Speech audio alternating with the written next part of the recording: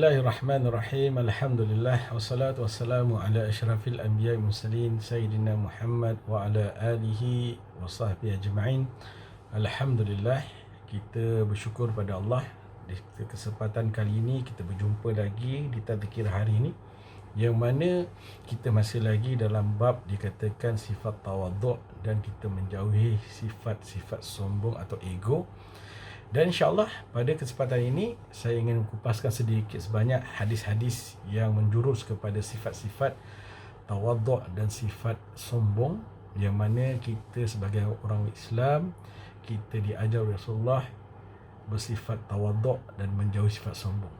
Dalam hadis diriwayatkan dalam hadis Rasulullah SAW, yang mana Rasulullah bersabda, man tawadda'a rafa'ahu Allah wa man takabbara wada'ahu Allah. Dalam hadis yang singkat ni kita lihat al-hadis sahih yang diriwayatkan Imam Bukhari Muslim, barang siapa yang bersifat tawaduk maka akan diangkat darjatnya oleh Allah SWT.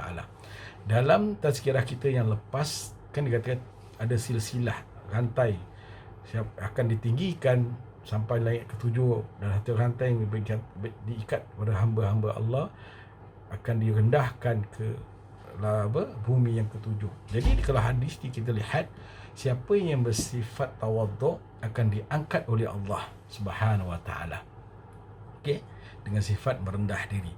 Wa man takabbara, dan siapa yang dikatakan takabbur, ego dan seterusnya, maka akan direndahkan darjatnya oleh Allah Subhanahu wa taala. Dia akan direndahkan di dunia lagi, di akhirat lagi rendah.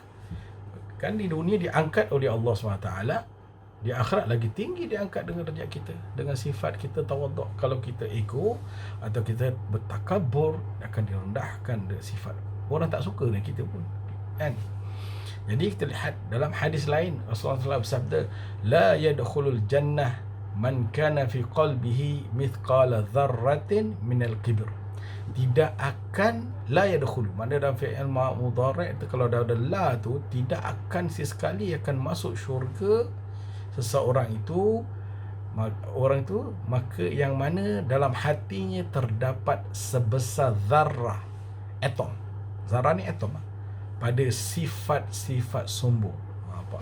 Sebesar zarrah sifat sombong dalam hati kita, na'udzubillah min zalik, tidak akan dimasuk syurga. Macam mana nak masuk syurga Allah? Tiap-tiap hari kita sombong, tiap-tiap hari kita bangga, tiap-tiap hari kita ego, na'udzubillah min zalik. Kita banyak bertaubat kepada Allah SWT. Dengan satu zarrah je Allah, sifat sombong, Allah tidak akan masukkan kita ke dalam syurga. Kenapa? Sesungguhnya kata Allah, sombong itu menjadi penghalang untuk masuk syurga. Sifat sombong tu menjadi orang tu dihalang oleh Allah SWT untuk masuk syurga.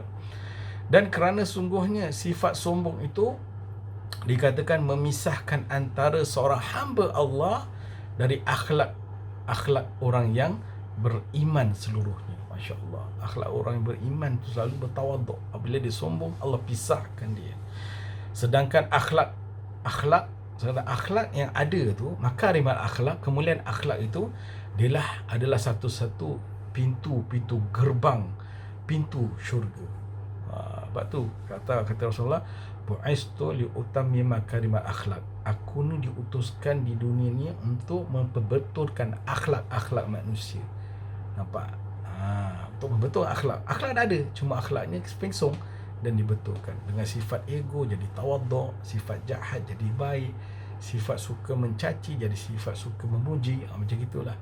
Jadi kita lihat, tidak ada akan masuk syurga kalau di hati seorang itu ada sifat zarrah, sifat sombong, kerana dia menghalang daripada sifat mahmudah yang Rasulullah ajarkan.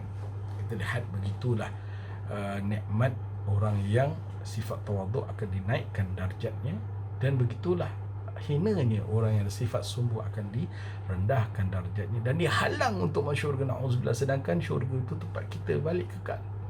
Kita lihat dalam hadis lain mengatakan, minat tawadu'i an yashraba rajulun min suri akhihi wa ma syariba rajulun min suri akhihi illa kutiba lahu sab'una hasanatan wa muhiyat anhu sab'una say'ah wa rufi'at darajatuhu min a'la 'illiyin.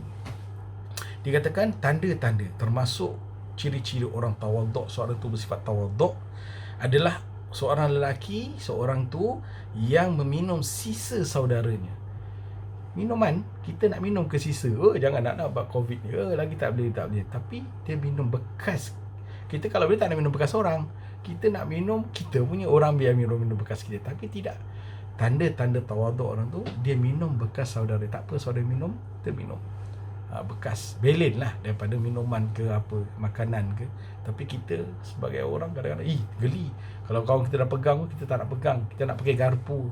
Konon moden, tapi sebenarnya pakai tangan adalah sunnah Rasulullah. Ada tanda-tanda orang yang tawaduk apa? Dia minum bekas saudaranya. Okey. Dan tidaklah seorang lelaki itu meminum sisa bekas saudaranya, okey, kecuali dicatat untuknya 70 kebaikan. Nampak? Bekas saudara dia. Di mana itu minuman tu tidak dibuang. Ada orang, ni bekas orang ni, kita buang. Sebab apa? Tak bekas orang. Takut kita duduk di penyakit. Tidak. Kalau kita minum bekas dia, maknanya kita tidak membazir. Kalau dia tak nak minum, kita minum, tak apa.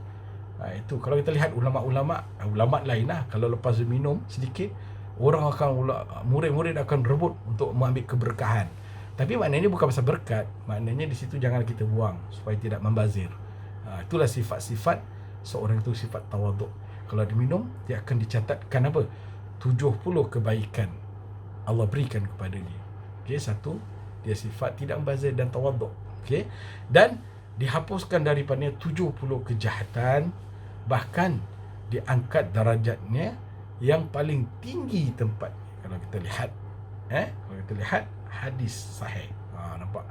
Okey, hadis dalam maksud dikatakan terjemah dan didasarkan darjat-darjatnya, dan dikatakan disahihkan berdasarkan syarat Imam Al-Bukhari.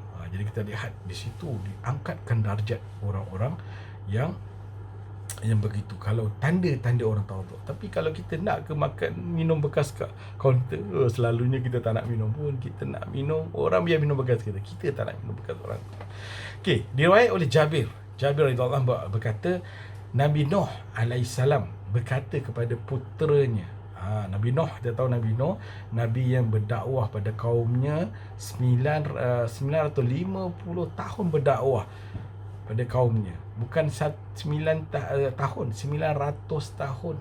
Okay, yang masuk ikut agama dia 100 orang. Berapa lama tu kita lihat. Nabi Nuh berkata pada putera dia, saya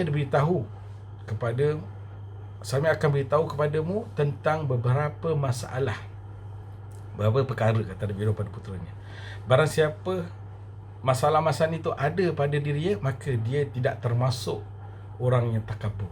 Barang siapa yang ada ciri-ciri padanya macam ini, dialah orang yang tidak termasuk daripada orang yang sombong, takabur, ego.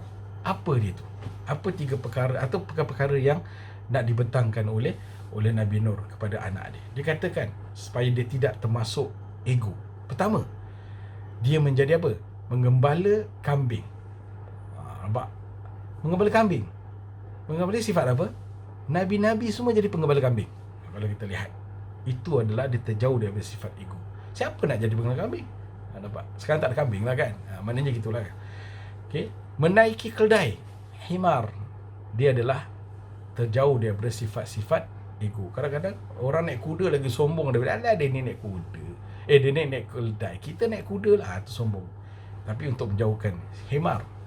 Okey, memakai kain yang berbulu. Tu maknanya kain yang berbulu tebal, kasar. Okey, itu adalah sifat-sifat orang kita tak boleh kena tebal. Tak boleh lah, kita nak pakai tipis, yang sedap, yang enak. Okey, itu adalah sifat-sifat orang yang tidak ego. Okey, atau mau duduk bersama-sama orang yang mukmin dan miskin. Kita nak duduk orang miskin ke? Selalunya kita cari orang kaya je. Orang miskin, sibuk lah orang ni. Nanti aku berkawan dengan dia minta aku duit. Dia takut harta kita diminta. Itu selalu kehinaan kita. Dia nak berkaya dengan orang yang berada, selalu kita berdamping. Kita nak berkawan dengan dia, kita nak ambil something pada dia, kita nak macam-macam lah, nak favor. Tapi kalau orang miskin, tak apa, kita jauh, kita buat bodoh, tak apalah.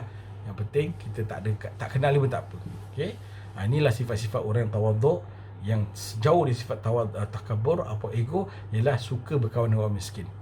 Dan Antaranya kamu mau makan bersama-sama keluarga. Orang yang suka makan bersama keluarga, dia pun salah satu dijauhkan daripada sifat sombong. Ada orang tak nak makan sama keluarga. Oh, dia nak makan dengan orang-orang yang besar-besar. Keluarga tak makan tak apa, dia makan dengan kawan-kawan dia. Ni kata siapa? Jabir radhiyallahu an. Okey, daripada hadis Rasulullah SAW yang dikatakan dari Rawahul Sahibul Firdaus. Dia kata hadis ini disahihkan oleh perawi-perawi hadis. Jadi kita lihat, kita janganlah jadi orang yang suka membesar-besarkan orang yang kaya. Memanglah orang kaya kita suka, tapi kita jangan terikat sama dia. Biar kita tawaduk, kita duduk dengan orang miskin. Kerana kita tahu bila kita tengok orang miskin, kita bersyukur. Alhamdulillah, Allah tak jadikan orang miskin, aku bersyukur atas nikmat yang ada. Tapi kita jangan mengkecilkan orang miskin. Sudahlah kau miskin. Jangan. Kita kena sifat tawaduk. Tadi itulah dikatakan apa oleh Nabi Nuh kepada anaknya, barang siapa ada sifat-sifat macam gini, dia terhindar, tidak termasuk dari golongan orang yang takabur atau yang sombong. Jadi dengan hadis yang sedikit tadi, kita dapatlah gula-gula atau dapatlah peringatan untuk memberikan hati kita sebagai kita ikut dorongan Rasulullah SAW, kita dijauhkan oleh sifat sombong dan kita ikut sifat-sifat tawaduk yang telah dibentangkan tadi. Saya rasa sampai situ saja. InsyaAllah kita jumpa lagi di kesempatan lain. Assalamualaikum warahmatullahi taala wabarakatuh.